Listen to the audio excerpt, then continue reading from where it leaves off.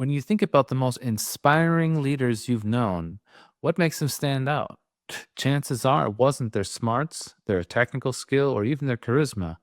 More often, it was something deeper, their ability to truly understand you, to make you feel seen, heard, and valued.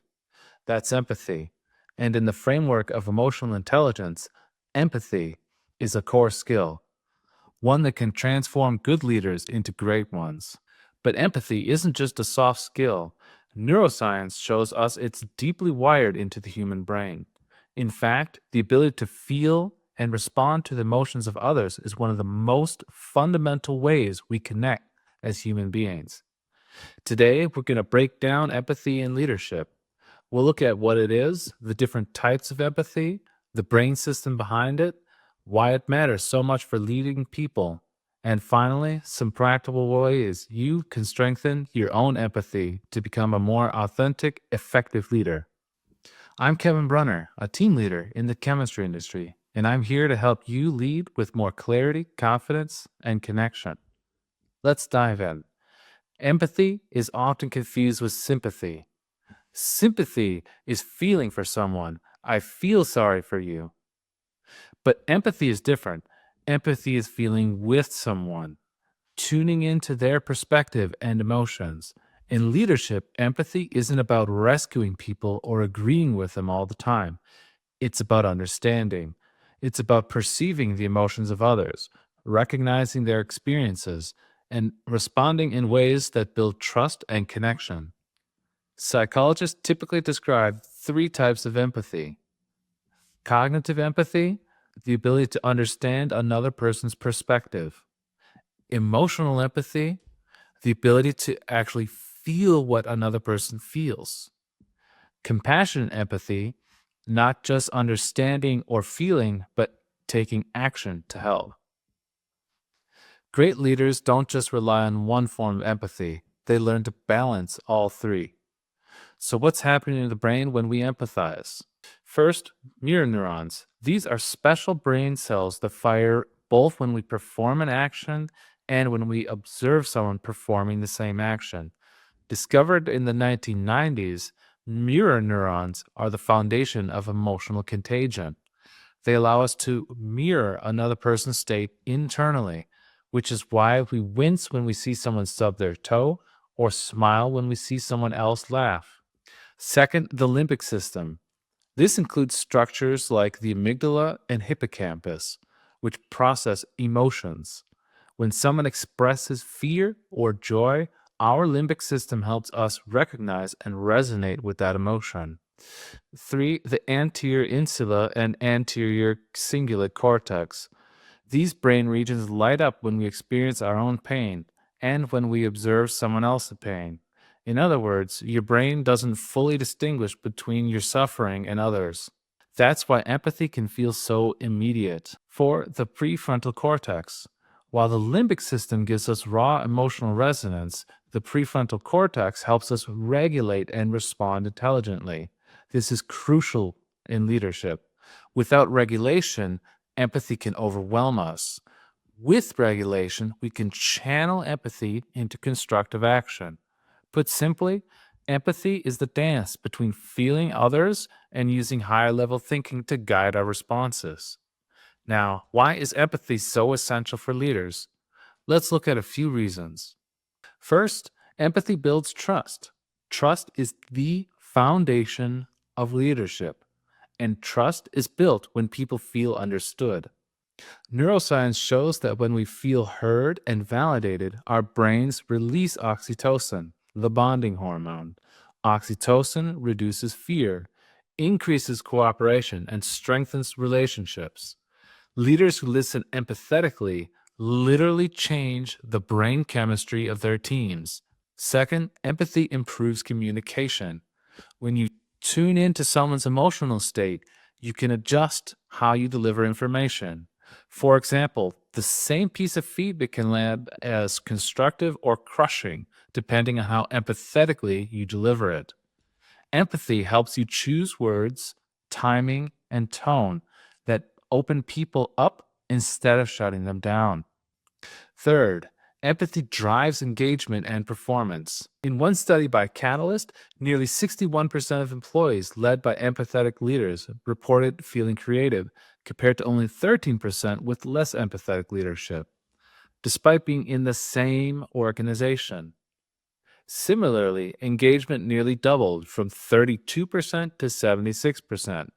That's not just fluff, it's real impact rooted in neuroscience. We're looking at oxytocin boosted trust, psychological safety, and emotional connection, igniting performance and innovation. Empathy isn't just nice, it's strategic. Fourth, empathy helps navigate conflict. Conflict is inevitable in leadership, but empathy allows you to see multiple perspectives, acknowledge emotions, and find solutions that go deeper than just compromise. It helps people feel respected even when they don't get their way. Now, here's an important nuance. Too much unregulated empathy can actually hurt leaders. If you take on everyone else's emotions without boundaries, you can become overwhelmed, anxious, or even burned out. That's why empathy must always be paired with self regulation, another pillar of emotional intelligence. Neuroscientifically, it's the prefrontal cortex regulating the limbic system. You need to feel with people without drowning in their emotions. Balanced empathy says, I understand your perspective, I resonate with your feelings, and I can support you, while still holding on to my role as a leader. Now let's get practical. How do you actually build empathy? Many of the techniques require you to be good at self-regulation, so check out my other video on that subject. Here are some evidence-based strategies. Practice active listening. Listening to understand, not just to respond. Active listening means giving your full attention, eye contact, body language, no distractions, and reflecting back what you hear. It signals to the brain of the other person, you matter. Your emotions are safe here. Ask better questions. Instead of jumping in with solutions, ask, can you tell me more about what you're feeling? What's been most challenging for you in this situation? What would be most helpful right now? These kinds of questions activate the other person's prefrontal cortex, helping them process and reflect. And they give you richer insight into their perspective. Mindfulness training. Research shows mindfulness increases activity in the brain regions tied to empathy. By practicing mindfulness, you become more aware of your own emotions, which helps you pick up on the emotions of others without reacting automatically. Perspective taking exercises. Try consciously imagining what a situation feels like from the other person's point of view. Neuroscience shows this activates the same networks in your brain as if you were experiencing it yourself. Over time, this builds cognitive empathy. Cultivate compassionate action. Empathy isn't just about feeling, it's about doing. Look for small ways to act on your own empathy, adjusting workloads, acknowledging effort, offering support. Action reinforces trust and shows people your empathy is genuine. Let's ground this in real life. Imagine a leader walks into a meeting where tensions are high after a failed project. A purely results driven leader might dive straight into analyzing what went wrong, but an empathetic leader first acknowledges the emotions in the room. I know this outcome is disappointing and frustrating for all of us. Let's take a moment to recognize the effort for everyone put in before we talk about the next steps. That brief empathetic acknowledgement can lower collective stress, boost oxytocin, and actually make the problem-solving discussion more effective. Or take performance reviews. A leader lacking empathy might say, you missed your targets this quarter. That's unacceptable. An empathetic leader might still hold accountability, but frame it differently. I noticed you struggle to hit your targets. Can you share what challenges you faced? Let's talk about what we can do to support you moving forward. Both approaches address the performance. Only one strengthens trust and motivation. Here's a simple routine you can use to practice empathy consistently. First, morning intention. Before your day begins, set an intention. Today, I will notice and acknowledge the emotions of others. 2. Check-in moments. During meetings, pause and ask, how's everybody feeling about this?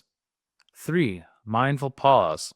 Take 3 mindful breaths before responding to an emotionally charged situation. This prevents automatic reactions and makes space for empathy. It also engages your prefrontal cortex. 4. Evening reflection. Ask yourself, did I truly listen today? Did I validate someone's feelings? Where can I show more empathy tomorrow? Empathy is not a weakness. It's not softness. It's not about avoiding hard decisions or shielding people from reality. Empathy is a strength.